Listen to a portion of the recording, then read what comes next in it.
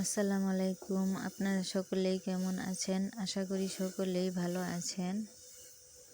এখন হচ্ছে দুপুরবেলা, আমি বাবুর জন্য খিচুড়ি রান্না করতেছি। আজকে হচ্ছে প্রথম বাবুকে খিচুড়ি দেব। এখানে আমি চাল ডালের সাথে 3টা সবজি মিক্স করেছি। সেগুলো হলো আলু, গাজর আর হচ্ছে লাউ।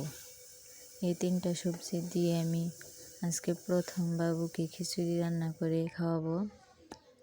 তো এই দেখুন, আমার খিচুড়ি রান্না হয়ে গেছে। এখন আমি এগুলোকে চামচ দিয়ে গালিয়ে নিব। তো এই তো আমার গালানো হয়ে গেছে। এখন আমি আমার বাবুকে খাওয়াবো। তো প্রথমে ভেবেছিলাম হয়তো ও খাবে না, তো তারপর দেখলাম না, ভালোই খাচ্ছে। খাওয়ার সময় মুখের কি অবস্থা দেখেন।